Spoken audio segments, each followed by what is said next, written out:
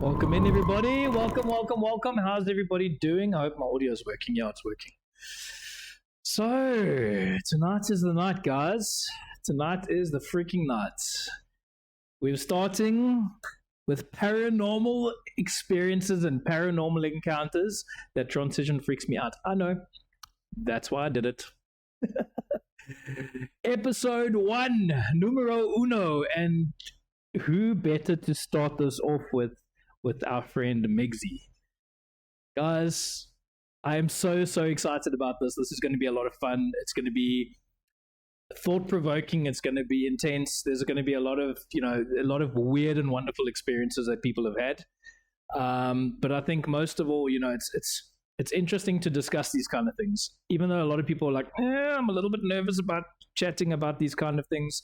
A lot of times when people talk about it, they get it out there, they get it in the open, and they feel better about it. But bottom line, it's all about the freaky deaky. It's all about the freaky deaky. So hopefully we're going to hear what Migzzy has to say about that today.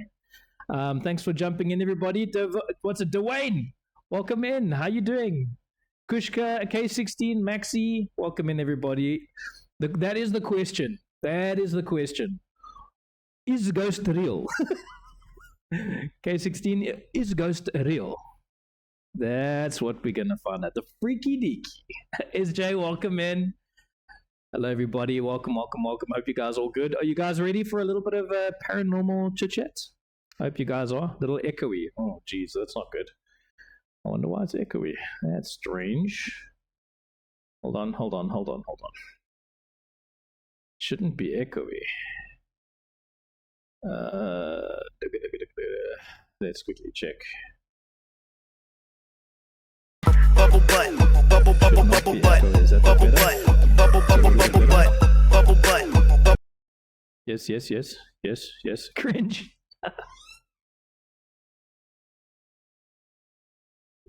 Yeah, well, I mean, it's kind of this space. That's what it is. No. It's all good. Okay. Alrighty, peeps. Yo, Dynasty, what's up? How you doing? Welcome in. Could be me listening to the stream, but we mute. No, we good. Okay, guys, let's have a chat to my friend. Wait, where are we? No, OBS is behaving. That's all good. Sorry, just checking to see that we have audio, but we are good. Let's chat to Migzzy, guys. Let's go. Is ghost real? Love it. Here we go. Mr. Migzzy. What's up, dude? Hi. How you doing? Thanks for doing this thanks for joining us for our episode 1. Yeah, hello, everyone. Freaking episode 1. Hello. Stream, I'm like reading your chat. I'm like, no. Don't reply to chat. That's not my chat.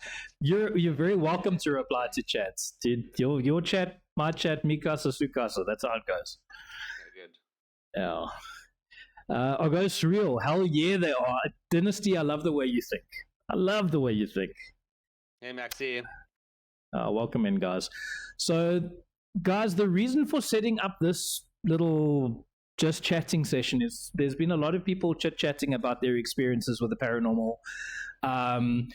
Not necessarily like full-blown paranormal experiences like they have in the movies, but like little things, whether it's something moving in the house or some that little bit of a hair that stands up in the back of your neck and you feel like you need to move a little bit faster down a corridor, those kind of experiences. And people tend to put that aside and not go, maybe that was something. It was real. And it's real, guys. I've got personal experiences which we can chat about at a later stage, but right now we want to find out from Migzzy and see exactly what he's experienced. Welcome in, Joker. Welcome in, guys. Yeah. So let's.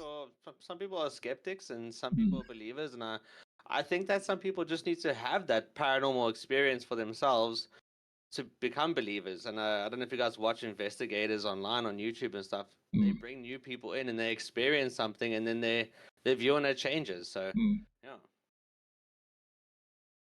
You know what? There must be something to it, guys.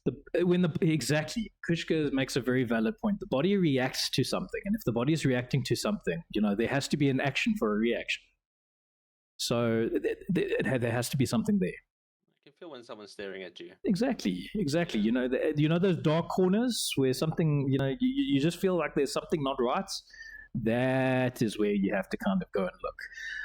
What's Dynasty Paranormal say? Seeing more people do paranormal stuff on Kick truly makes me happy as hell.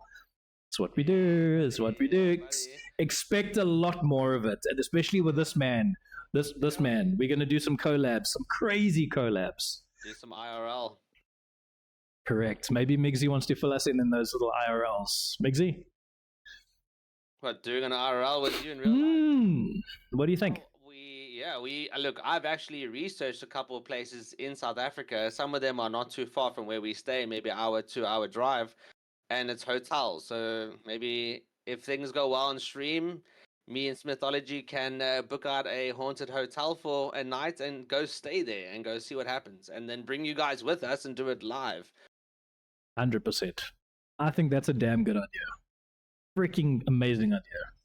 And especially with it being a hotel. I mean, they've got their nooks and crannies and places where normally guests can't go. We could potentially speak to them and be like, guys, this is what we want to do. We want to investigate, but we don't want to investigate just the rooms. We want to go into the back sections of the hotel where people normally don't move around, because those are the spaces. We must just get some solid equipment and make it a good experience for you guys as well as for us. Yeah, I agree. And that's what it's all about. It's about getting as much evidence as possible. In Phasmophobia, it's about 3 pieces of evidence. We don't want 3, we want 60 pieces of evidence. I'll bring my notebook. Bring the sketch pad. You got your parabolic. You walk around with your parabolic. There we go, bro. I went to a spot out in a place called Barskersbos. Did see anything, but the energy of the place was definitely off. Dude, you get those places, hey, that you go in there and you can just feel. We went to a place in Durban. It wasn't Durban, it was Pietermaritzburg. And I walked into this hotel and I was like, oh, this place feels a bit dodgy. Place feels very, very dodgy. Turns out it actually was a haunted hotel and I had no idea. Absolutely no idea. The energy is it's that vibe. Yep. So that's something I'll definitely speak about when we get to my stories. That's one of the things, So what I wanted to find out from you, first things first, is did this whole occurrence, did this happen in a home? Did it happen in the place that you were staying, or whereabouts exactly did this whole situation, or has it been multiple places? It's been multiple places. It's been since I was young. My first paranormal experience was when I was young, and that was at my aunt's house in Johannesburg, and they lived on a farm close to a grave. And it wasn't just me that had paranormal experiences there. So did my cousins and my aunt, and it was all in that one specific back room where there was like a pool table and there was like a gaming section. But a lot of the most recent stuff that happened was at a friend's house, specifically 2 friends that we used to go LAN at. Me, my best friend Steez, and a bunch of other guys. We used to go LAN at a friend's house, Chris and Rory. Now, I think Chris and Rory did some weird stuff before we met. Maybe dabbled in some Ouija board nonsense. Yeah, because at Chris's house was the worst, but it also happened at Rory's house. And it was like specifically we used to always go LAN at one of their houses because they had a bigger house. So, and this is where all the paranormal stuff happened. So yeah, it's I think we were speaking about it earlier. Like it attaches these things, or this energy attaches itself to a place. So I don't know if it happened in their houses and it stayed in their houses, or if it was following them around. So you get nervous because you think, okay, it's attached to the place. So what is the risk of it attaching to you and going home with you? That's always a big call for concern. The boards are 100% dangerous, guys. Ouija board, book and key. Glassy, freaking any of that nonsense when it comes to contacting and trying to challenge the paranormal. It's just don't do it. Yeah, you also get a demon box. I don't know if you've seen that before. The demon box. Are you talking about the one that basically picks up on the radio frequencies? No, it's called a Dybbuk Oh, box or Dybbuk Dybbuk box. box. Oh, A Dybbuk Dybbuk box, boxes. yeah, and it's got stuff Yeah. inside that's apparently holding a demon. Ooh. And a Dybbuk box. There we go. Thank you. And I've seen Yeah. paranormal investigators on YouTube open them up, and the guy immediately got sick. So Yeah, the ones that are sealed with the candle wax and the whole story. Oh no, you don't want to mess with that stuff. Don't mess with that. Don't break the candle wax. It's, dabble, but don't go that far. yeah. Welcome in, Twisted. What's up, guys? Welcome in. Hope you guys are good. If you've just joined, we are going to be having a chat about Migzzy's experience with the paranormal. He's got a few really good stories to share. You know, it's life experiences that he's had going through, you know, paranormal activity and that kind of thing. So we're going to deep dive into that. Welcome in, everybody. Joker, everybody. Kushka, guys, thank you so much for being here. Appreciate it. Welcome in, peeps. Welcome in. Welcome, guys, and the new people to the chat. Dwayne, I'm assuming that's one of your buddies. Yes, Dwayne. Thank you so much for being here, bud. Shamsi, welcome. Okay, guys, so let's chat more about your experience. So, was it like a full body apparition situation, or what actually happened? Okay, so I've got a few stories. A lot of the time, it was not so much a visual thing, but it was like that feeling. I've had some visual experiences. The first paranormal experience I ever had, I was a young boy. I was about 9 years old. We were staying in the Eastern Cape, and we had a room downstairs. And back then, it was still when we had those old CRT TVs. Yeah. You know? And there was like a bit of a reflection on the TV, and I was downstairs, and I was taking a nap. And when I had woken up, I was looking into the TV, and in the reflection of the TV was a tall, dark shadow with a white fuzzy face standing, not like at the end of the bed, but on the other end of the couch, like a little bit further away from the bed. So, you know, you obviously double check. You're like, am I really seeing this? So I a bit of a double take. I did a bit of a double take. I looked, I didn't see anyone standing there. I looked back, it was still standing in the reflection, and then I felt like, you know, the chills go from the bottom of my spine up my neck. And then I sat up, and as I sat up, you like kind of like push my hands on the chair, so I looked away, and when I looked back at the screen, it was gone. So that was my first ever paranormal experience. That was a very visual one. And then the only other visual ones we had was like my friend's house that we spoke about, Chris and Rory, specifically at Chris's house. Me and my friend Steven, we wouldn't go to the bathroom alone because we were so scared. We would go everywhere together. And it was like a true thing. Like, he was too scared to go to the bathroom by himself. So the one day, we went to the bathroom, and he was taking a leak, and I was kind of like facing the other way. And my friend's dad was always in and out. He was always coming back and going to work and coming in and out the house. And we both, you know, the door was open, and he was taking a leak, and we both saw like almost if someone had to walk past the door, and you had to see like the back of their shirt, like just like as someone walked past, like we both felt the presence. And I still said to him, I was like, oh dude, Chris's dad's home, and he saw us like in the bathroom together. He probably thinks it's weird. Like, let's, you know, we were like, oh, we didn't think it was like a paranormal thing. We were like, oh, Chris's dad's home. So I was like, let's not be rude, let's go greet him. And then so we walked out the bathroom, and we like knocked on the bedroom door, because that's the direction he went. Knocked on the bedroom door, and no reply. So I was like, what the fuck? So I like knocked on the bedroom door again, no reply. Nothing. Opened the bedroom door, no one in the room. And as soon as we walked in that room, like both instant goosebumps. Yeah, like just chills straight up our arms. And I was like, dude, that's weird. Like, that's not cool. And we like slammed the door, and we ran back to the gaming room, like sweating. And then everyone's like, what happened? And we're like, dude, you're not gonna believe us, but we think we just saw something paranormal. Like, we thought your dad came home, and he walked straight past us, and he saw us using the bathroom together like two weirdos, but we're just too scared to go by ourselves. So did he try and talk you out of it and be like, okay, no, I'm pretty sure you guys were just, you know, it was overreaction? Or but Chris always like dodged the question. Like, he would always say like, whatever, you know, like he would always like bounce the questions off or bounce the statements off. He wouldn't really like have anything to say. But then I found out like a couple months later that his sister told Steez that some nights he wouldn't sleep in his bedroom. He would sleep in the gaming room, which was like a little office with a door locked. Was he too scared to sleep in his bedroom? So there must have been a reason. Why would There he had to have sleep been a in the reason. room? Because if On he the was, floor? and the fact that he was dodging the question, like a lot of people try, they think that, okay, well, me not talking about it or me dodging this is going to make it go away. Yeah. But Yeah. in some situations, it doesn't make it go away. Yeah. In some situations, that stuff wants to be seen, and if you dodge it, it comes out worse.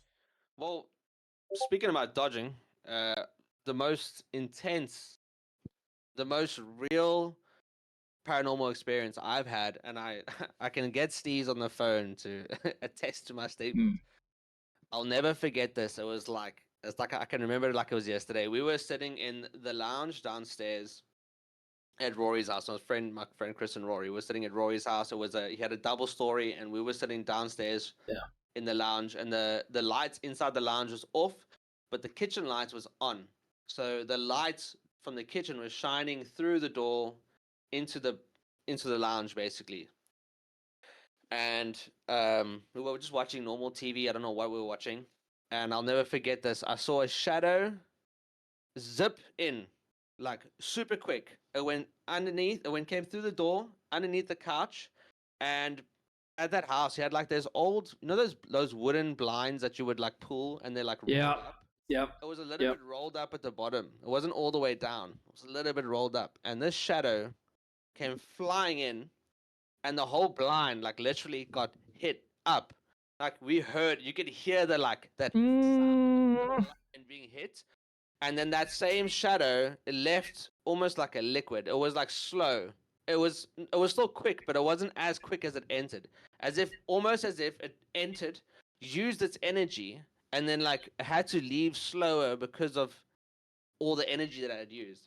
And I'll never forget, I was sitting next That's to weird. I've never heard of that before. That's crazy. Rory's cousin. She was sitting next to me. Her name Just that I'm not ignoring you. Wait. I am ignoring you. And Steve was on like a separate couch, and this girl Adrian was sitting next to me, and she was like, "Oh my god, what was that?" And I was like, "Steve, dude, did you see that? What was that? What was that?" And he just said, "Dude, shut up, shut up, shut up. Like, don't talk about it." So he saw it. He definitely 100% saw it. And I saw it, and we all said, "What was that?" And then we decided not to speak about it.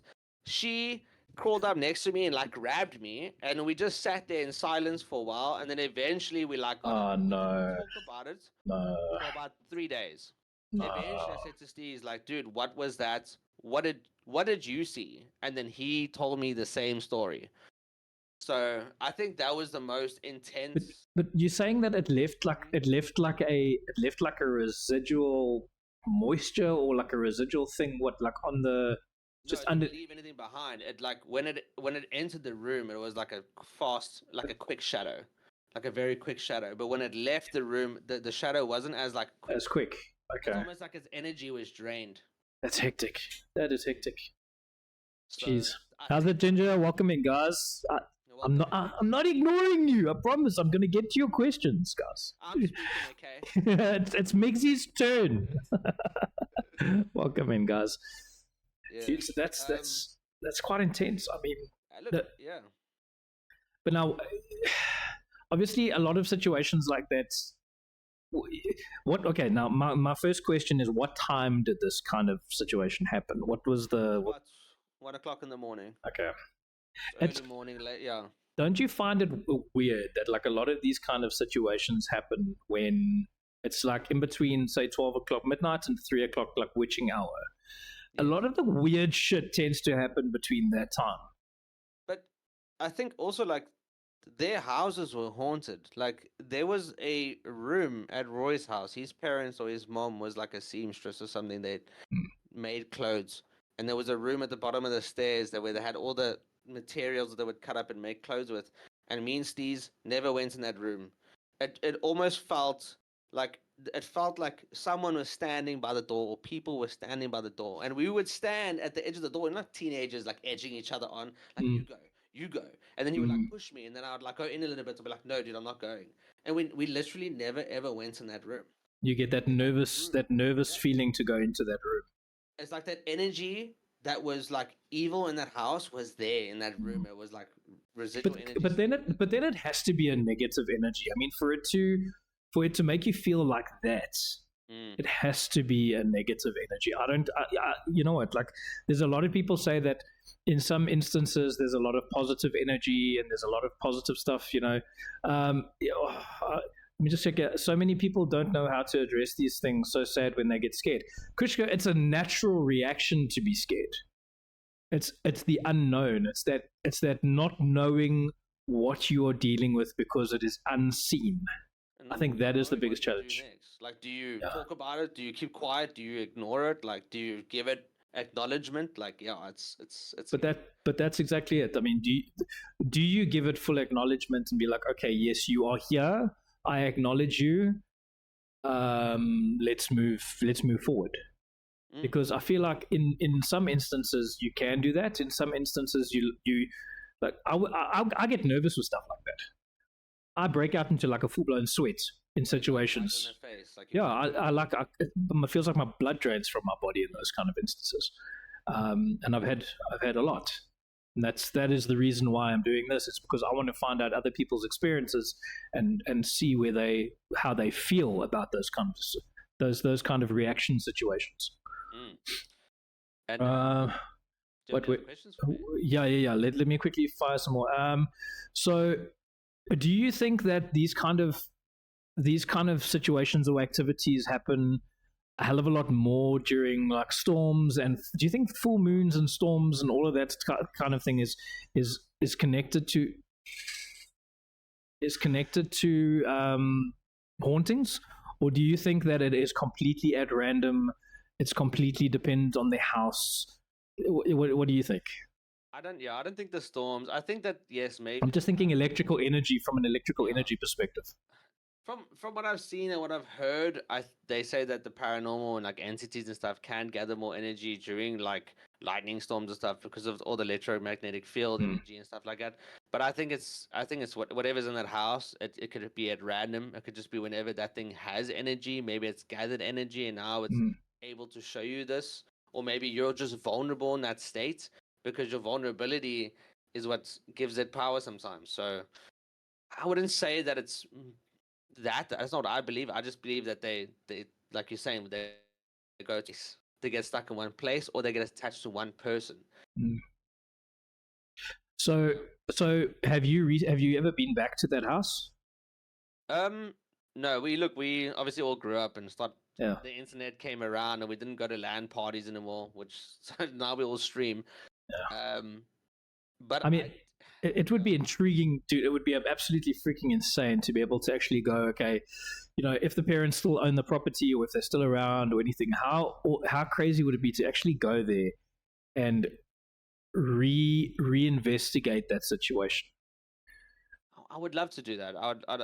Unfortunately, the parents moved out. They all moved away. Like no one stays in those areas. I wish I could. Wish I could prove to myself that I wasn't just my young mind like playing tricks on me. But I mean, it didn't. I felt from what happened after all of that, I think something did follow me home. Do you think so, really? Yeah, because after those experiences, I had a paranormal experience at home twice.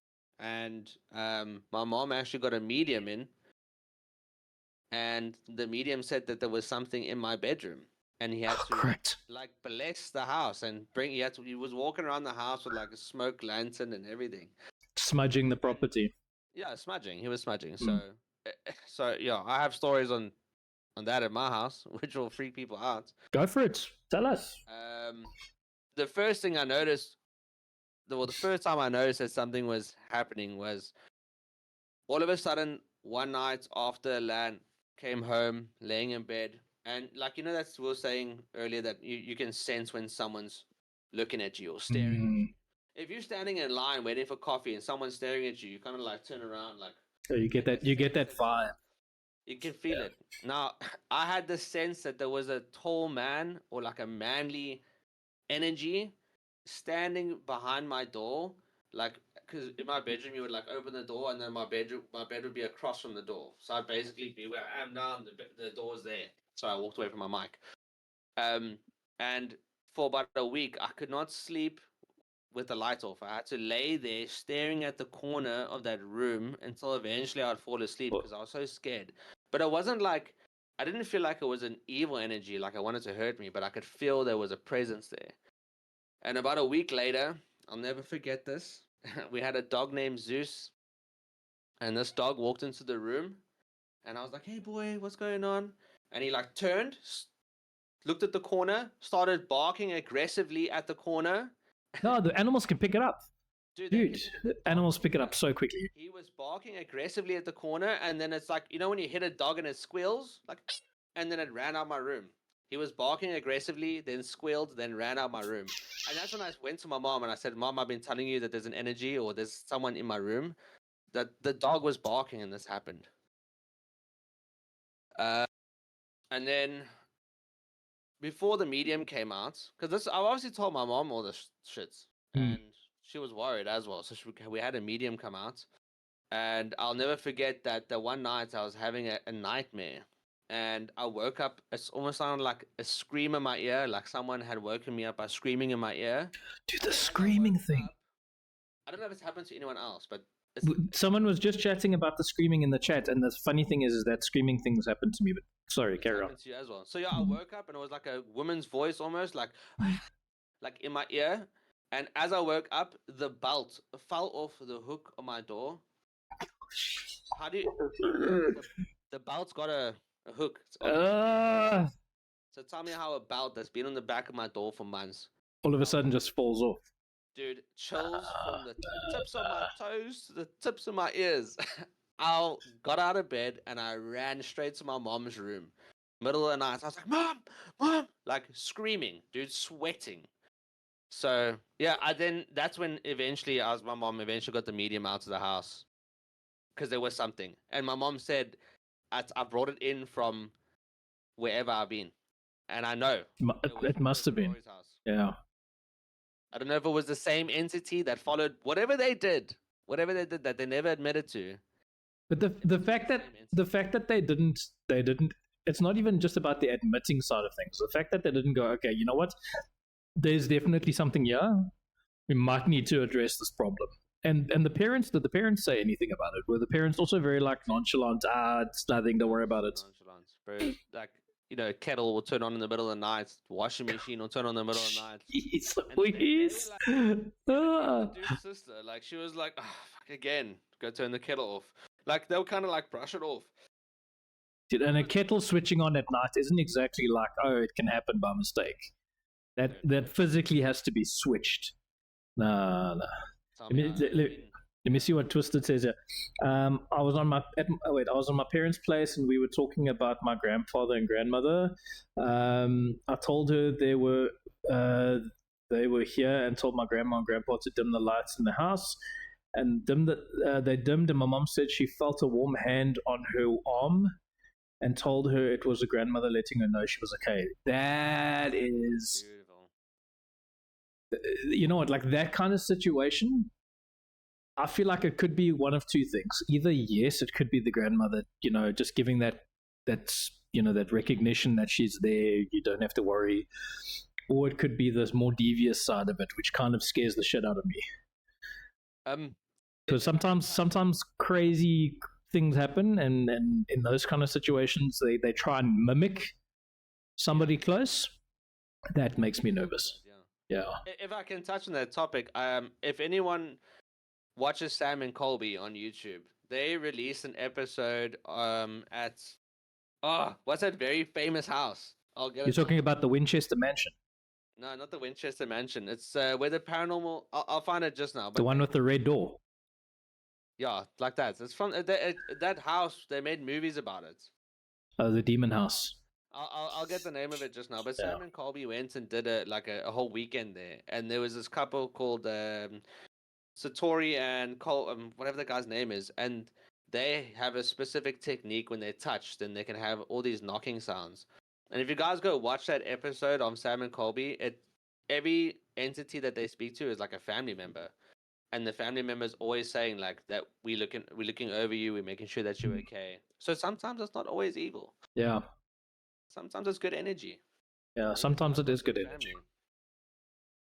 I'm gonna see if I can actually find that link. And maybe paste it in the chat because Yeah, you're welcome to pop it in chat.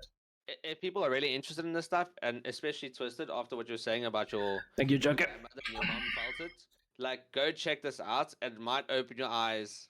I'm not squatting today. I'll squat when we game later.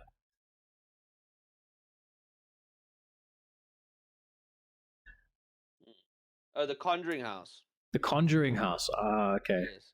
Sam and Colby went to the Okay. Conjuring House and they met Satori and the other guy. Migz. Okay, so Kushka asked Migzzy, did you lose your taste or smell? When? When all of this was happening, Kushka? I don't know if I can recall that.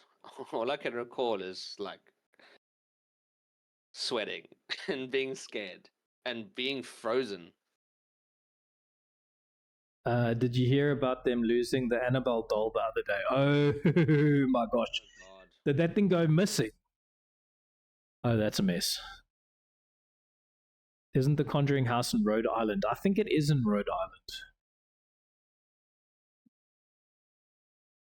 Island. Kushka says yes when you were going through all of this, that at any stage did you lose taste or smell?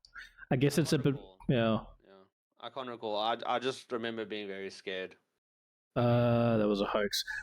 I heard something about it, but I wasn't 100% sure if it was true because it was on TikTok and you can't really trust anything on TikTok. They finally found it days later. That would suck. But there's a lot of stories about Ed and Lorraine Warren that, in all honesty, like, I do think that there could have been a little bit of snake oil salesman kind of stuff going on there. Yeah. But that's just my personal opinion. I think they sold the process quite well, and I think they kind of messed on people's feelings who actually have been through certain situations. I posted a link in the chat for those that are maybe interested in seeing like that side of the paranormal. And maybe They do it for advertising. Yeah, the fear. It'll take some of the fear away of the paranormal and make you realize that maybe sometimes it's actually not scary. You don't always have to be scared of it. Yes, there is. So, Scary. so quick one, Mix. Out of everything that you've been through, what was the most convincing piece of haunting evidence, if you can call it evidence, that you've personally witnessed? What was the one thing that you experienced through all of your these reactive moments? What do you think was the one that got to you the most, that actually like struck you to your core? That shadow going under the couch and hitting the blinds in there, like Okay. that was. When I tell you guys that was terrifying, bro. It's, you know what it is. It's in your head you're trying to process and trying to explain, like trying to understand how. Like, was it a cat? Was it a dog? There's no ways, dude. There's no way. How would the cat even do that? How did it? And like the maybe the cat would have ran into it, but this blind got hit up. So I think that was like the most convincing. But you probably would have seen it as a cat, though. You would have seen the shape. You would have seen, and it just was a shadow. It was like an odd shape. It was like a round, disfigured shadow on the ground. Like, it doesn't look like a cat, dude. The cat would have a shadow. It was a shadow. But I mean, in convincing terms, in relating to like my friend's house being haunted, one of the evenings, so me and Steez, like I said, we used to Welcome do in, Jay. together 'cause Hey, Luna. we were too scared. We're too scared to go on our own. So we used to even sleep in the bed together. We were petrified. But you know what? We also used to egg each other on, like, dude, like, because we used to get a thrill out of it, you know, because we love the paranormal. So, but the one night we were laying in bed sleeping, and we woke up to the sound of Chris's sister screaming, Chris, like screaming his name, like fear, dude, fear, screaming. And obviously, me and Steve like got up like in a panic, and we went, and they were like, here was Chris's room, and her room was right across, and she used to sleep with the door like a little bit open. And behind the door, she had a TV and she had a DVD player like on a nightstand, like on a drawer set. So she screamed, and we ran into the room, and we pushed the door open. We're like, Jess, what's wrong? She's like, oh my God, were you guys just standing by my door? Were you just standing by my door? And we said, no, dude, like we were busy sleeping. She's like, oh my God, guys, what the fuck? Like someone was standing by my door. And literally the DVD player was on the floor. Like the whole thing got knocked over. So unless there was a random burglar in the house or that opened the door, knocked over the DVD player, which then Yeah, but there would have been and then he ran. there would have been proof. Something would have probably been broken into, or He had 2 dogs in the house. yeah. How did the dogs not bark at anything? And she know. was screaming, were you guys standing by the door? Like, dude, we didn't knock the DVD player over. It was on the floor, and she was laying in bed. So that's also like, how do you explain that? So for me, that was the one tipping point where I was like, dude, Steve's like this house. It's not just us, bro. It's not just happening to us. His cousin slept over. Her name was Tila. I haven't been in contact with her, but she had a paranormal experience, and she told us about it. So, I mean, if multiple people, 4 to 5 people, had different paranormal experiences in the same house, then Dude, it would actually be insane to be able to go to the house and find out who's living there, and just be like, guys, it might be a bit sensitive to you, or whatever the case may be. But would there be any possibility of us just doing a investigation at the house?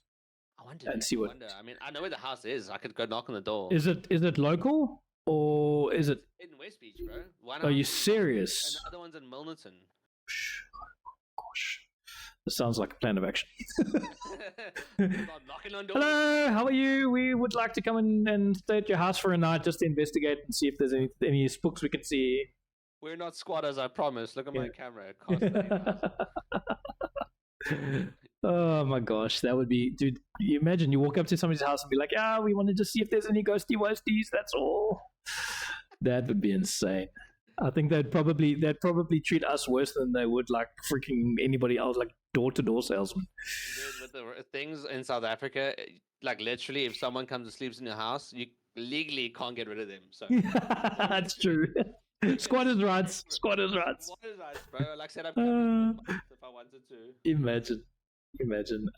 Wait, hold on. I want to just quickly go back to Luna. Luna, you said you've got quite a few stories that you are very, very welcome to give me a shout. Let me know. You said you've got several stories to tell. Please just reach out. Let me know. And then I'm planning on doing a hell of a lot of these series. Just chatting to streamers, chatting to viewers, chatting to anybody who wants to come on and have a chat. Because I love hearing other people's experiences, and also what it does is it also helps me to a degree process what's happened with my stuff. I'll discuss my stuff at a much later stage, but I really, really would love to have you guys come on board. I have a lot more stories, but it's Dude, it's completely up. It's completely up to you. I mean, what's the time now? We've only been going for half an hour, so if you've got something else that you want to tell us about, please feel free. If you have any more questions for me before, because I feel like I'm rambling on here. No. I love it. Okay, so do you think that things like, and maybe Kushka and everybody in the chat, you guys can also very welcome to throw your opinions in there. Please. Do you think that EMF readers, spirit boxes, and even something as very primitive as dowsing rods, do you think those things actually work, or do you think it's a little bit of hocus pocus? It's such a tough question. It is a tough question. Huh? It is a tough question because an EMF reader is not made for like picking up ghosts. It's an electromagnetic field tester. Electrical interference reader.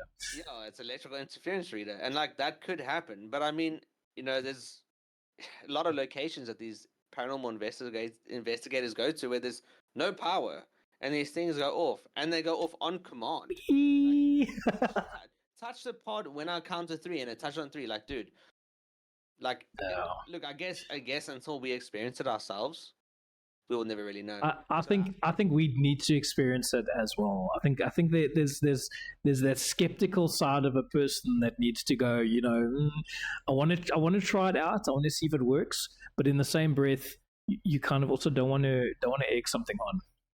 That's it. But I mean, if you're getting very intelligent responses, then it's like correlating with every question you have. It's answering you. It's like You know what I mean? Like, then it's just, there's no ways if I'm like, how old are you? And it says this age. What is your name? Where did you come from? And it's like answering the questions. Like, because if you guys see on my phone, I have the app on my phone, Spirit Talker. I paid for it.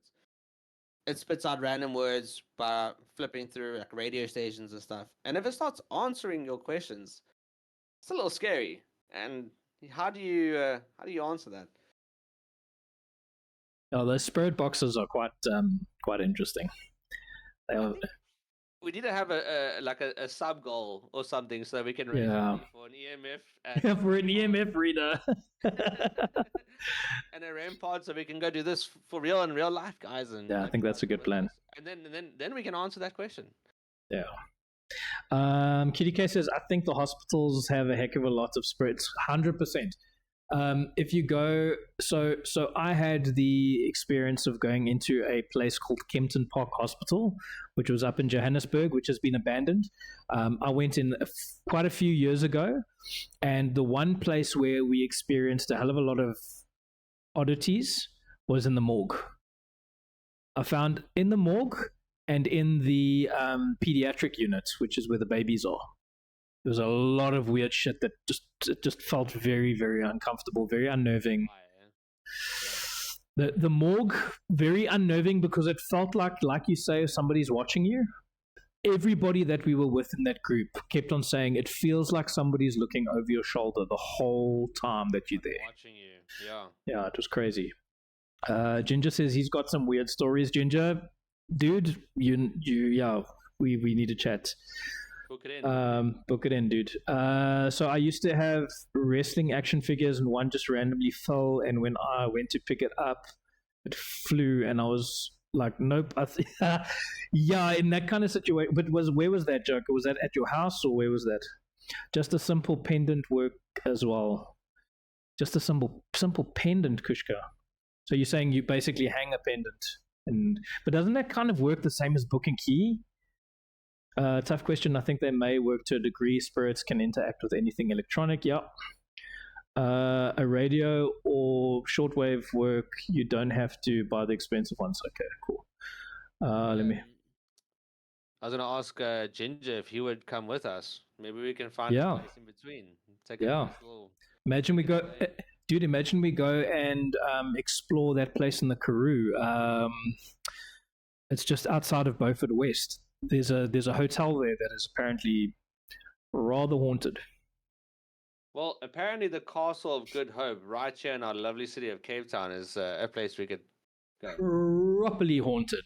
Properly haunted. There was a lot of torture and slavery, and like they used to beat them and kill. So there's a lot of like traumatic history at the castle. Yeah. So there's a lot of stuff that happened there at the Castle of Good Hope. Speak English. Yeah. Canadian calls like, I've got nothing. Sorry, it's all good, dude. Just it's interesting to listen to people's experiences. Will I have nightmares after today? I can't promise anything. I don't have a disclaimer, but you might. The Lord Milner Hotel. The Lord Milner Hotel. Yes, that's the one in. What's the place called? Mikey's Fontaine. Yeah, that's it. Mikey's Fontaine. Yeah. Yeah. Not so good. No, that's good. I might have to take unpaid leave. Dude, you can just bring your laptop with. Yeah, bro. But sorting out some tickets on the road. Yeah, the only thing is if you do go out to the Mikey's Fontaine and those kind of places, we would have to record it, and then what we'll do is do a play-by-play live video of what we've done, because getting signal out there is a nightmare. Yeah, it'll be a YouTube video. Yeah. Review the YouTube video like live on stream like this. Yeah. Yes, the castle is a place you don't want to be scratching and attacks happen. So, Kushka, we went to the castle just quite a few years ago that we went to the castle. And I got a bit of a weird vibe. Maxie was fine. The people that we were with were fine. When we went into the State Hall, which is basically this long dining room table, and it's like this long room, that area made me feel very, very uneasy. Very, very uneasy. Surprisingly enough, didn't feel anything in the dungeon. I didn't feel anything anywhere else, but in the State Hall, that was, for some unknown reason, that was weird. Oh, it's making me excited. Yeah. Excited Oh, Yeah, you get that like nervous shake, like it's. I like getting an adrenaline kick from it, man. Like, But you know what the thing is, like even though it is a bit of an adrenaline kick for a lot of people, it is. And I'm going to the slightly unhappier side of things. It does create a bit of trauma in certain situations when people have experienced something like this. It does create, to a degree, some trauma. And if you feel like it is traumatic and talking about it helps, you're very welcome to come and chat to us at any stage. You're very welcome to chat to us even if it's direct message. You don't necessarily have to come on here, but we can definitely sit and chat about it, guys. I'm very happy to be, both myself and Migzzy are very happy to be soundboards that you can come chat to when these kind of things happen. Yeah, any story you have won't sound crazy to me because I know my stories sound crazy. So yeah, no, anything, bro. Like, yeah. Gotta go. My mom picked me. No worries, Joker. Have a good one, buddy. We'll catch you later. Yeah. So what else happened? What else happened with you there, Migzzy? I mean, look, like you're speaking about that traumatic side of things, like being surrounded by all that paranormal. As much as me and my friend found it like engaging in a sense, because we were like enjoyed it in a way. It was as much as it's scary. Like me bringing it home, that was scary, and like it wasn't just like the dog barking or that presence in the room or things falling off my door. I was having like really messed up dreams, like scary dreams, dude. Like I had dreams where I had gotten up out of bed and walked to the bathroom, but it felt so surreal. Like I thought I had really woken up, and I'd walked to the bathroom, and I was taking a leak. It's almost like an out of body experience. It was like an out of body experience, yeah. And dude, I'll never forget. I'm actually getting chills up my own neck, like just talking about it, because that dream was so much more surreal than anything I've ever seen. Um, I'll never forget. I was like in my dream, I was taking a leak, and I felt this like very dark, heavy, like evil presence behind me. That like you can like all the hairs on the back of my neck stood up, and when I had turned around, there was a hoodie that my friend used to wear to school. His hoodie was floating in the top corner of the bathroom. Oh hell no! This is all a dream, guys. This isn't real. So oh hell no! The hoodie was like floating in the top right hand side of the bathroom, and you know when you're so scared you can't move, you're just like, and you can't breathe and you can't shout, like that type of scared. Like I was like that, like trying to call my mom, like, Mom, and I couldn't speak. I was so scared, and literally like a tail, like started coming out the bottom of the hoodie, and in that fear, I like fell over into the bath, and as I fell into the bath, I felt this hand touch my back. And now, growing up religious, always believed in God and Jesus and stuff like that, and as I fell down and had that hand touch my back, I woke up in real life in bed, and I still felt that like warm feeling on the bottom of your back, like someone had just touched me there, and I believe there was like an angel or whatever was protecting me in my dream. It was almost trying to attack me in my sleep. It was almost trying to possess me or take over my body, like in my sleep, if that makes sense. And you had that guardian angel stop the fall. Basically, in my dream, if I had fallen back into the bath, I would have hit my head and basically died in my dream. I would have died. I would have had like a dream death, which would have basically weakened my soul. Do you know what I mean? Like that type of vibe. So, yeah, I think that trauma of experiencing all that shit, you felt it in my dreams, and it was so surreal that I felt it when I woke up. So, it can be traumatic, and people. Who do I talk to? I talk to my mom. She doesn't believe me. You talk to your friend. Your friend's like, "Oh, dude, that's so whack, bro." But like, sometimes you need someone to be like, to actually understand, to actually be like, listen, understand that you've been through this experience. Being able, pray over you, or being able to actually just voice how you feel about the situation. Maybe get some help. So intense. Yeah. Do you think that in a lot of situations like that, do you think hauntings become stronger, or do you think they could potentially fade away in those kind of instances, like in your parents' house, or was there a fading away of that, that like haunting, or do you think that it kind of just lingers? I think the longer you're there and the more you acknowledge it, the stronger the haunting gets. Mm. I think if like if you hear the stories of people that have been possessed and landed up murdering people and shit, like it gets to a point where you don't have that power anymore. It can definitely get too strong. Um, and yeah, I think after the medium was there, it took a while for me to just feel comfortable in my own room again. Like I was scared. I was scared to go to sleep. I had to pray every night. I had to sleep with the light on. I had a rosary next to my bed.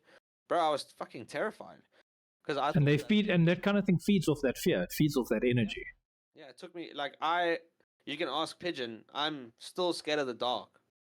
Like I can't be in pitch black in my own room and I'll start to sweat. That's why I hated load shedding so much in this country because you wake up in the middle of the night and it's pitch dark, dude, and you're like, what is? Start like taking deep breaths. My phone, like put the flashlight on. Like I panic. I panic in the dark. Yeah, QDK is like 100% remove the attention that it receives. Yeah, yeah. The problem is, how do you remove fear? How do you remove that sense of nervousness and that instant moment of holy shit, there's something in my room? That fear is there. It's a primal thing inside your soul that the moment you see something, it's that, what's that, fight or flight reaction. Yeah. And in a situation where you can't physically see an entity, how do you fight? How do you fight? By faith? QDK said it. 100%. You fight by faith, but sometimes people's faith is not strong enough, and that's when the fear kicks in. So Yeah. take control, chase it, instruct it to leave. Yeah, you gotta be. Yeah, you have to be mentally very strong to do that. Yeah. Go like get away from me, like. But I think that's what it takes. Like It does take that. I agree. Yeah, kind of thing. Yeah. Like, throw it back at it. Yeah. My mom used to use the words "God be with you" and rest in peace. But what blows my mind is in a lot of situations, like for you, Migzzy, you were fairly young when this happened, and So from about 9 to like 16. so case in point, a lot of the times I find that these entities and these things like to go after young innocent people when they're at their most vulnerable, and that kind of embeds in you, that fear embeds in you, and then you carry that fear for a long period of time in your life. And that is something that actually happened, and that happened with me, where the fear embedded in me for a very long period of time. It was very difficult to get rid of.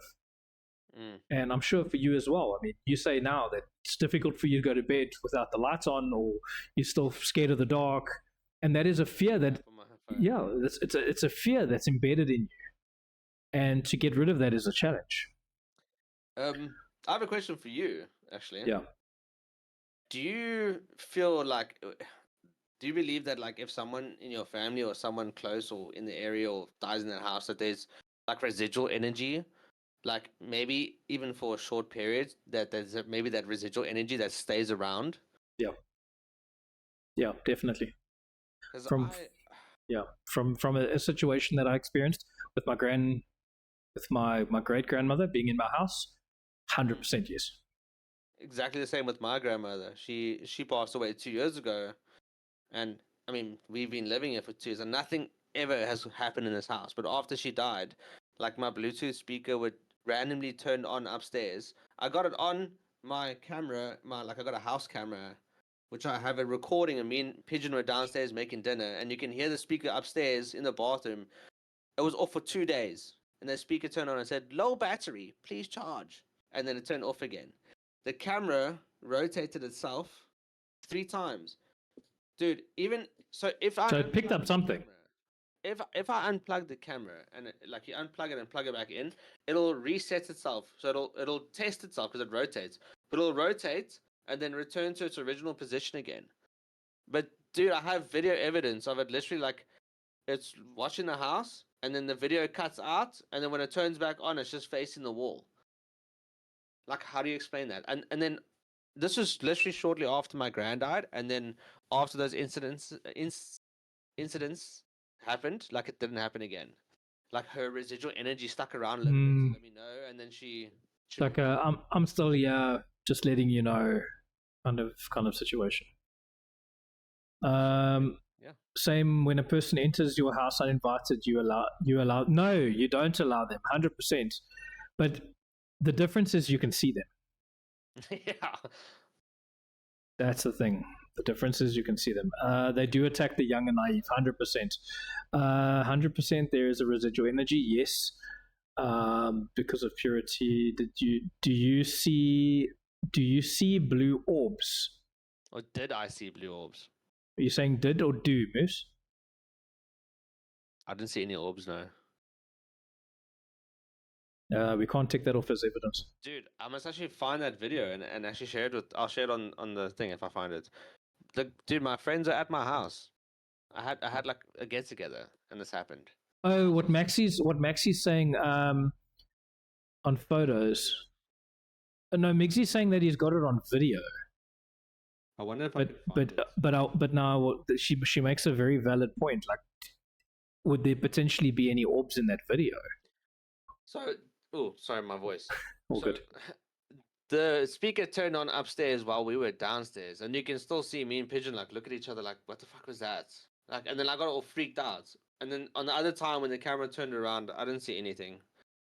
I didn't record the camera turning around. I got the video of that one.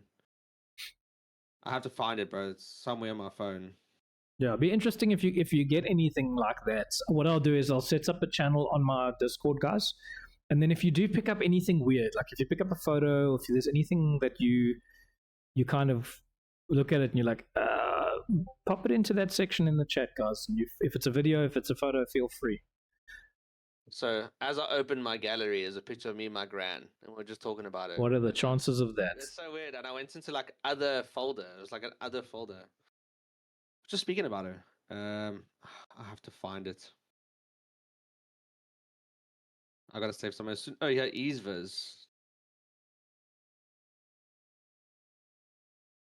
Is this the video? I got the video. I'm gonna send it. My house is a mess though. I'm embarrassed.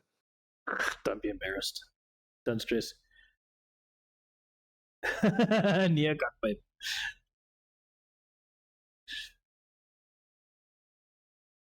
Okay, so a little bit of a weird question for you.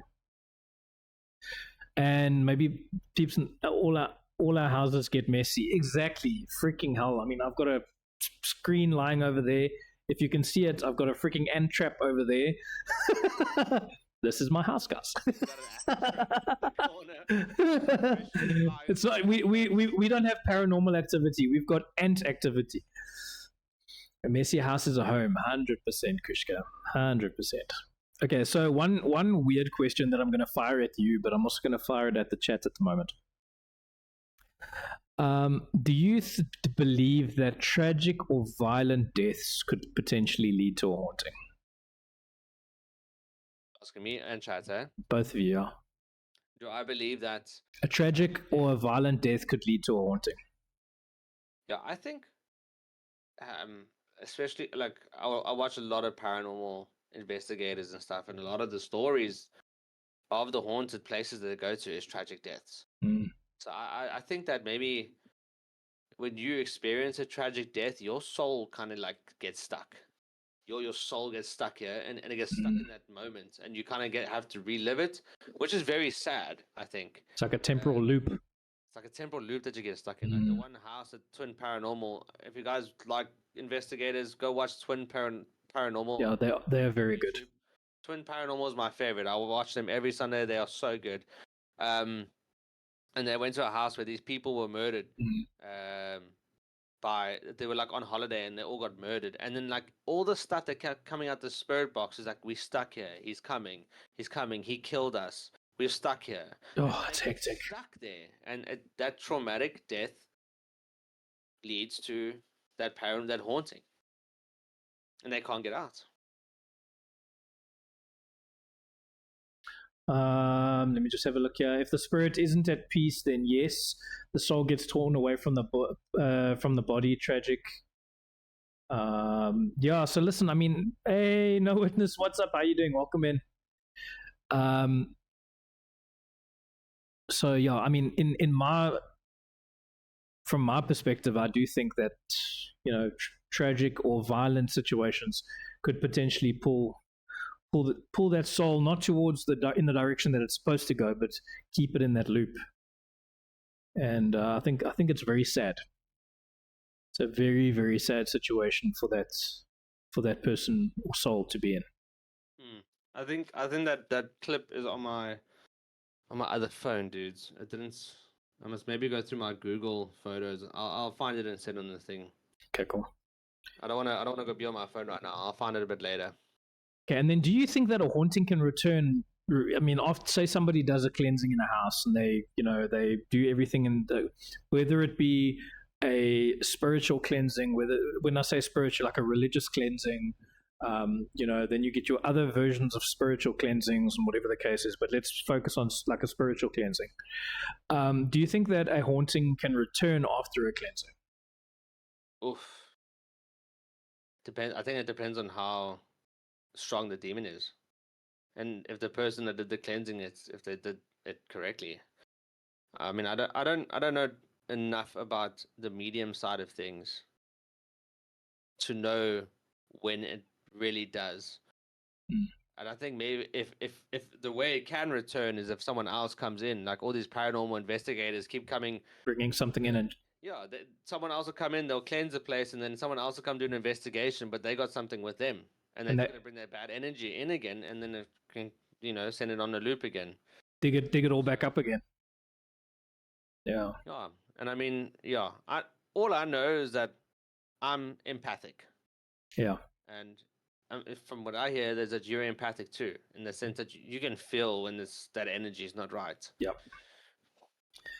That's why I knew it was my gran when all this weird shit was happening. I almost knew it was her because I wasn't scared.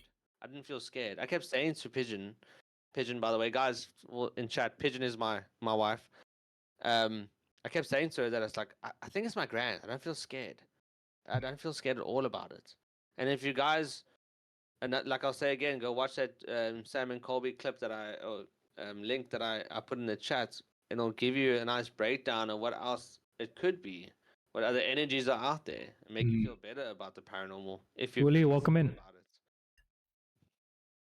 What's up, Willie? What's up? Welcome in. Yes, I see you. Rest my case. So that's the thing. Like, I think, I think you get the haunting, and then I think a lot of people do people will try and do a cleansing, and then there's almost like a residual haunting afterwards. And I think in some situations, like you say, people tend to dig things up. They'll use a Ouija board, or they'll use some type of a device to make contact, and that could also potentially cause a bit of problems. So I think you have to be very sensitive to that person's home or that person's situation before you go in. Like with us, I mean, if we had to now go into that person's home in West Beach, and we go, oh, we're all gung-ho, and we're just like, oh, we're going to investigate. Yes, it'll be fun from a content perspective, but you also kind of have to look and go, okay, well, have they done cleansings? Have they done everything in their power to be able to get rid of whatever's sort of floating around in the house? Have they done anything to try and alleviate the situation, or is it even still there? And would us going in there make the situation worse? Because now you're acknowledging it. Because you're acknowledging it. Exactly. When watching Sam and Colby, please protect yourself first. Yeah. 100%. There's some intense content. I need to run. Be safe. Look after you. Catch you later, Kushka. Bye, Kushka. Catch you later. Thanks for being here. But there's a lot of interesting, not YouTubers necessarily, but like the paranormal investigators that go into properties and go to places and assess. And I think a lot of the guys are a little bit gung-ho when it comes to going into properties and checking properties out. But there are a few that are quite aware. Like you say, it's an empathic thing. Yeah, I think if we had to do it, Hey, Vampy, how's it going? Like, I'm very excited about it, but it's yeah. I know when I go there, yes, I'm going to be scared, but I'm also going to be respectful, and I'm also going to stand my ground. Like, be respectful. Like we're just there to have a conversation. We're here to show that you are really there. Like trying to give your story proof.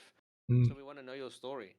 Like talk to us, and then if that's whatever is replying back starts threatening and starts getting dangerous, that's when we step away. We're like, look, you're clearly not a good entity. We're not going to talk to you. Mm. Mm. So yeah, got to be careful about it. Yeah. Acknowledging the wrong thing could potentially be a bit of a problem. What was the other thing I wanted to ask you? Do you think that spirits are aware that they're haunting the living, or do you think that they think that they are still, potentially here? I think if it's Like, you get that, what's it, the intelligent haunting? yeah, you got the intelligent haunting. I think the intelligent haunting is usually an entity, an evil entity with a lot of power. Mm. I think the people that have traumatic deaths that get stuck, they don't always know that they're dead. They actually don't realize what is going on. Um, and I think that's sad. They're in this loop, but they don't realize that they're dead. They don't know that they must go towards the light and they must pass over. Mm. So I think, yeah. Anything else from your side, that any experiences or anything that we haven't touched on, that you've experienced? I had yeah, I think I had my auntie lived on a farm. I know I spoke about that earlier. I didn't really have a story for that. My grandmother, she stayed at the back, in a little room there. Now I was too young to verify this, but I remember walking down the corridor, going towards that room late at night because I wanted to go play on the Xbox, and I remember walking past my grandmother's like window, and maybe it was just her standing there, but it looked like a figure of a lady standing like behind the curtain. So, but I was very young. I think that's the only other story I have, which I can't really like verify. I was like 7, 8 years old. It could have just been my gran. And All the other stories. and feeling wise, when you went past there, was it like a feeling of fear, or Yeah, was? feeling of fear. I have a story from my friend's perspective. In my friend Rory's house, the one where we saw that shadow, there was that room. So we had that shadow experience. There was that room where we never went into. Like we never went in that room. It was too scary. It felt like there was people standing in the doorway. He had a paranormal experience on his own, which I was hoping he would be here, but I can't get hold of him. But he told me that one day he was playing games by himself upstairs. Now we had this like little long office kind of thing. And we were a bunch of teenage boys gaming all weekend. Like, dude, no windows were opened in that place. It would just smelled like sweaty ass cracks and Cheetos, you know? So there was no windows open, and he was sitting by himself. I was downstairs making food, and he said to me he was busy jamming Warcraft, and he felt like someone is standing behind him.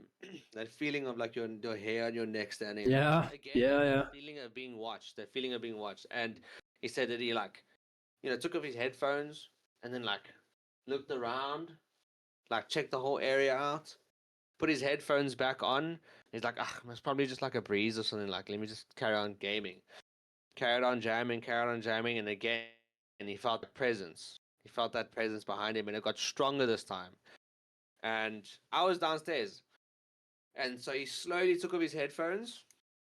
And as he took off his headphones, he threw them on the table and he tried to run out. And the door slammed right in his face. Right in his face. And I heard the door slam. So I like went to the top of the bottom of the stairs. I was like, Steve, Not a good like, entity. dude, he like ripped the door open. Like ripped it open and he Not a ran good downstairs. entity. Like literally tears in his eyes. He's like, Miggs, dude, Miggs. So that house specifically, I mean, I wish I could get more stories from him because he had his own paranormal stories. Because sometimes he would go land there without me, and shit would happen when I wasn't there. So, yeah. I mean, I think for me that's probably would have been my scariest thing, having the door slam right in my face. No, for sure. Maybe we could debunk it. Maybe there was a window open up in somewhere else in the house, and it just so happened to be that I slammed right in his face. But to have that presence, and he was so scared that he ran, and as he ran, the door shut in his face. Like, dude, that is scary shit. I wish I could catch that on video. Imagine getting that kind of thing on video, though. Imagine actually experiencing that. Oh man. People don't believe you though. I mean, you can catch it on a video and post it on YouTube. People will still be like, They'll be like, "Oh, you've edited it." string, yeah. String. String. String. There's a video, Twin Paranormal, where they catch dude Ryan. So Ryan, River, and Wyatt. Those are the three guys in Twin Paranormal, and Ryan's busy talking, dude. They're just busy talking, and literally on the corner of the camera, you see the door like closed, and that door was open the whole investigation. Jeez. So they caught that, and they shat themselves, dude. So is that proof of paranormal experiences? Is it fake? I guess you'll never know till you experience it yourself. Yeah, that's true. Until you actually see it yourself, until you actually catch it on camera and know that there's nothing, there's no trickery, there's no string, there's no bullshit. No. The moment you see that door close or slam or there's something, that's when you know. Smitty, I watch Twin Paranormal. Do you watch like Ghost, like Paranormal? Do you watch like Nuke Top 5? Yes. Nukes. Yeah, I watch Nuke's Top 5. I watch Mind Junkie. I watch Mindseed TV. Mind is good as well. Yeah, I watch all of those guys. I know Mindseed. I call bull. Until it happens to you, Connecticut, I promise you, dude, I have got stories that'll make the hair on the back of your neck stand up. And the sad thing is it is all 100% true. And in one situation, my mom was in the room when it happened. And unfortunately, my mom has passed away, but she would actually reiterate it. She'd be like, listen, this actually happened. So yeah, no, it's pretty hectic.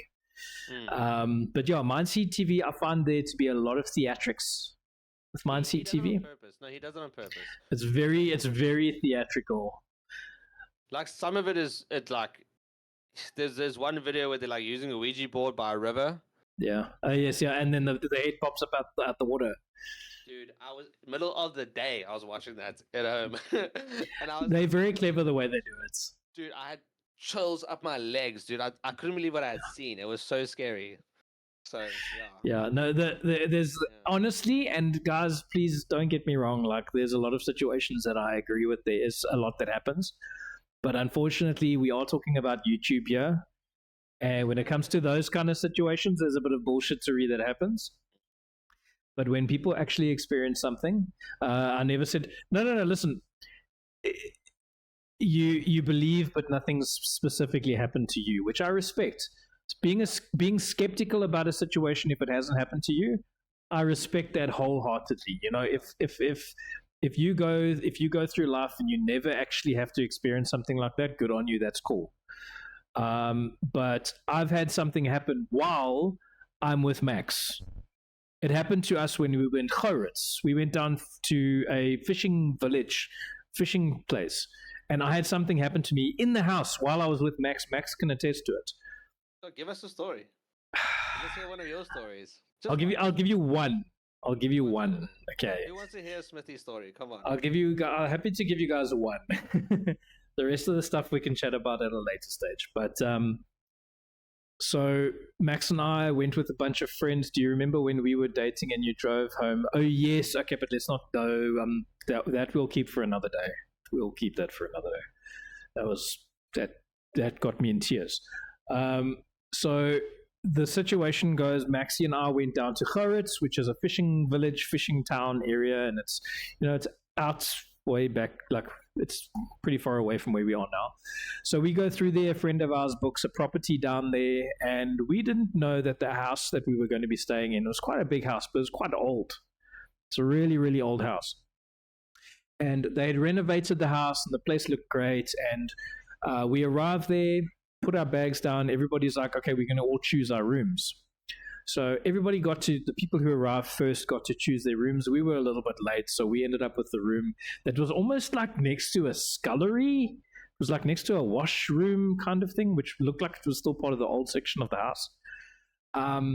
And everything was fine. We went out fishing and we had a joel and we were, having fun. Came back and everybody was pretty tired. Are you okay? Dude, I heard like fucking. Hold on. Migzzy's getting freaked out, yeah. No, Let's just wait for Migzzy to get back. pigeon fucking with me. It was like tapping on the door. I was like, what the fuck was that? Yeah, that would have freaked me out as Sorry, well. guys, sorry. No, you're good. So, come late evening, I think it was probably about 11, 12 o'clock at night, we decided, okay, Maxie and I, we're going to bed. Goodbye, guys. I think it was about 10 of us in the house. So we go to bed, and it couldn't have been later than 2:30 in the morning. I woke up. And as I woke up and I looked, there was a kid. He couldn't have been older than 6 or 7 years old. But he looked almost sepia in color. He looked jaundicey. And this kid was grabbing my foot and he was looking at me, but he had the most evil grin on his face I've ever seen in my entire life. I shat myself. I woke Max up. I literally crawled backwards. You know when you like push yourself backwards and you're crawling backwards up against the wall? God. I pulled myself backwards. This thing was looking at me and then gone. Like I think about, I don't know if you guys can see the goosebumps. I think about it and it freaks me the hell out. Oh, dude, the fact that you had your foot. I woke Max up. I'm like, did you see that? Did you see that? She's like, what? There we go. You can see Max. Yeah, you never grabbed me so tightly. I shat myself. This thing. But you know what was weird about it was it felt evil. It felt evil, number one. Number two, it looked like it was wearing almost like Peaky Blinders kind of clothing. It had that like old, 1920s. yeah. It had like an old 90s, 1920s kind of dress to it. And this kid was young. He couldn't have been older than 7, maybe 8. But when this thing grabbed my foot and looked at me, I was like, no ways, there's something wrong. We got into the car and we left. And that was, I vowed and declared I would never, ever, ever go back to that property ever again in my life. Dude, I wouldn't carry on sleeping there. Dude, from that day, I have vowed declared I'll never go back to Hurts. Never. Have you ever had sleep paralysis? Yes. Once. Never again, but once. I like almost. Hey, Creed, welcome in. I'm going to read that now. I'm going to read that in a sec. No, go ahead and read his thing. It's not scary, but I haven't heard any ghosts or spirits. But when my grandfather passed away, my family who were by his side said at the moment they felt his spirit being carried away, and they say they can still feel him sometimes. You know what? That's almost like if people are sensitive to it, then they can feel that kind of thing. I get that. I understand that they would feel that. It depends on how sensitive. You know, some people are skeptical to it. Some people feel it. Some people don't. But I'm doing this series because I am sensitive to it. I'm doing this series because I've experienced things, and I'm empathic, and like Migzzy as well. Migzzy's experienced things. So, yeah, I left you first. Then I went fishing. Exactly, I went fishing at 3 o'clock in the morning because I couldn't sleep. No, fuck. I would have. I didn't want to be in that room. I grabbed Chris. I'm like, dude, I can't sleep. Let's go fish. Go drown in the fishes. Yeah, sleep paralysis is no joke. Drove me almost. Dude, sleep paralysis is bad news, eh? Dude, I suffered with it for a while. Really? Like a regular thing, and you can ask Pigeon. I've had it a few times. A Pigeon, like when you wake up and it's like, because I like, you know, if you've experienced it. When you're sleeping and something's happening in your sleep paralysis, you try and scream, but you can't scream. It's like, and I always feel like that's your soul screaming. Your soul is like trapped in that dream, and it feels like your soul's trying to scream, but you can't get it out, and that's the most. Hey guys, welcome in. How's it going? Yeah, but now, so have you had it quite regularly, or because I've only ever experienced sleep paralysis once. And it was extremely scary, and I didn't know what was going on. When I lived in Portugal for a while, at my aunt's house in Portugal. Now, in Portugal, all the houses there are relatively quite old. There's not really a lot of like new properties unless you make a lot of money. So the house I was staying at was quite old, and there was a set of stairs that got up, and there was a little storage room underneath the stairs, and the room that I was staying in had the little door. It was like a half door. Like, that's already scary on its own, dude. I hate that fucking door. I can't. And I woke up kind of like sleeping on my side. And I was sleep paralysis. You wake up in your dream and you can't move. Your body is stuck. You can't move in your body, but your eyes are awake. And I saw this dark, tall entity standing by the door, where that little door is, standing at the end of the bed, basically. And all I could do was look at it and scream, but I couldn't move. But there was no physical sound coming out of your mouth. It's just like that, basically, like your soul screaming. So I've had a tall dark man watch over me in my sleep, like approaching my bed. But the scariest one I ever experienced, it's when me and Pigeon just started dating. I was having them quite often, like dude, like once a month. I was having them. It sucked. I hated it. I haven't had it in a long time. Please, Lord Jesus, not tonight. Shame, Gaz. I hope you're okay, buddy. Family stuff, long story. Dude, if you need to chat on Discord, you're very welcome to, but sorry to hear you've had a bit of a day. Sorry, bud. Oh, sorry, you were saying? Ginger's saying that it happened to him for about 6 months. Jeez, like 6 months. So we need to get him on the podcast. Yeah, no, well, guess who's next, guys? Guess who's next on the list? Mr. Ginger Ninja. But yeah. the most intense sleep paralysis I've ever had was at my brother's house before me and Pigeon moved to this place. And we were staying in a room at my brother's place. And in that bedroom, there was a doorway, but there was no door to the bathroom. And I was sleeping on the bathroom side. And this is this has to be the scariest because I was able to get up in my dream, but the entity followed me. Oh, good grief. Dude, it was so scary. So I woke up, and like you said, it was like a child. So for me, it wasn't a little boy, it was a little girl, and she was standing in the bathroom. Like, literally like the fucking Grudge, dude. Like, long black hair, white.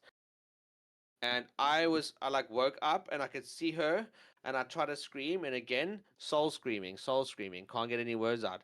And then I literally was like, in my dream, I was shaking Pigeon. I was shaking my wife. I was like, babe, wake up. And she was just not waking up. Like, not waking up. Like, she was in the dream with me, in the sleep paralysis, but I couldn't wake her up. So I actually got up out of bed, and I walked around the bottom of it to try and get to her side. And the fucking little girl, oh, dude,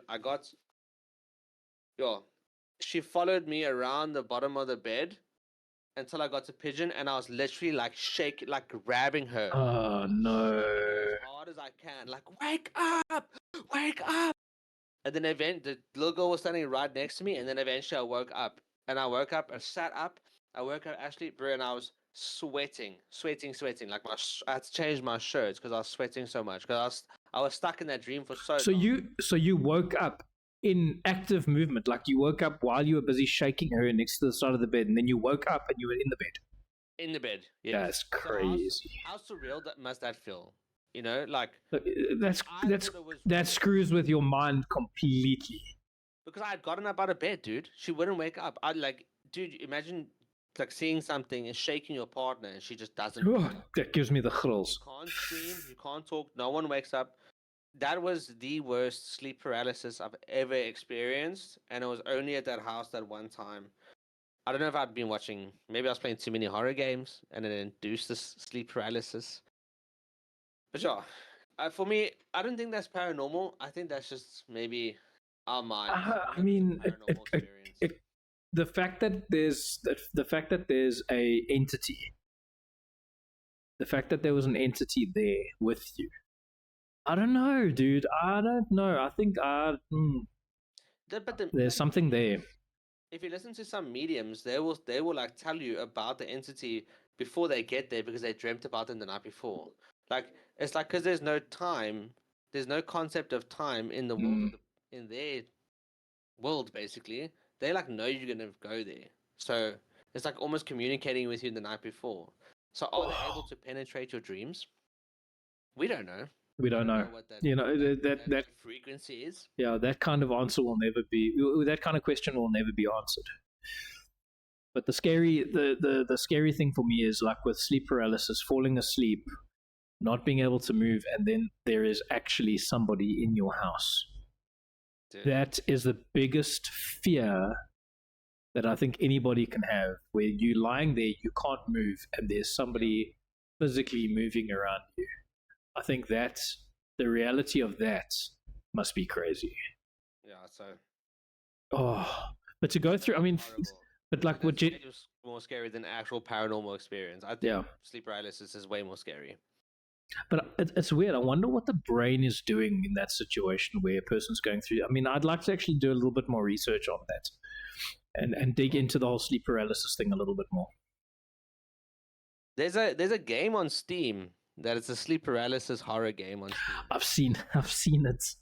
I've seen it. I haven't done a horror Monday. So I think what we need to do is both of us need to play it, and then we can meet up and have a little bit of a summary on this and experience and see what you say about it. Okay, it's 91 Rand on Steam. I think we'll just get it and play it. Oh my god! Hold on, I want to just see what did Gaz says. Personally, had a couple of experiences, and one of them happened to me when I was a baby. Holy hell, dude! I can't even remember last week Wednesday. So for me to recur, no, I'm just joking. No, but that's hectic. That is hectic. I mean, during sleep paralysis, like sometimes I know that I'm dreaming, and I'm like, okay, like this isn't real. Like wake up, and then you're like, like I'm biting my teeth, like grinding, like wake up, wake up, wake up, like trying to wake myself up. I've started to learn that it's not real, but then I'm still stuck in the dream. So I've had it where I've woken up in another dream and then into another dream. So I've woken up. Oh geez, like that's like some type of Inception shit going on there. Yeah. It happened once. I went into 3 different dreams until I woke up for real, and it's because my mind knew. I was like, "Fuck, I'm dreaming. I need to wake up. This isn't real." And then it's still very scary. I don't think there was anything watching over me, but the fact that like I knew. And then you try to wake yourself up, and yeah, I've like I'm actually saying I have to like roll off the bed. Wake up. Yeah, something. But then you roll off the bed, and then you wake up back in another fucking dream, like. And then you're still lying there. It's almost like that Groundhog Day where things happen over and over and over. It's the same thing. You fall off the bed, and you wake up, and you're still on the bed. You fall off the bed, you wake up, you're still on the bed. I mean, that's a nightmare in itself. So Maxie's had some weird stuff happen. Like I'll leave early hours of the morning, she'll fall back to sleep, and then she'll hear somebody walking around the house. She'll call out to me, and I'm not in the house. Then all of a sudden she snaps out of it and she realizes that she was sleeping. And it's happened. It hasn't happened once. It's happened a lot with her, and that's in this house. So yeah. That's why also for me, like moving into a new house, I'm always so like. Dude, and this is old. Scared. This is old house. Okay. This is old house, and I know for a fact that one person has passed away in this house. So I'm not saying there's anything here. Dude. We've experienced nothing other than her doing that. We've experienced nothing else in this house. So first ghost hunting investigation. Smitty's out. You're very welcome to come and investigate. Your problem is you're gonna find nothing. This place, there's nothing. Absolutely zip. Not to sleep over. Remind me not to sleep over. Yeah, no, there's absolutely nothing. Yeah. I hear things as if they were happening around me, and then you wake. Yeah. I've had those dreamceptions before. So Kinetical, the dreamception moments is weird because it's almost like. Dare I call it like deja vu moments when you're sleeping, something happens, and then you wake up, but then you're not awake, you're actually still asleep. It's a very weird dynamic. It's very, very strange. How does your brain do that? How are you still in REM? Dude, we are so biomechanically, our brains are so weird, eh?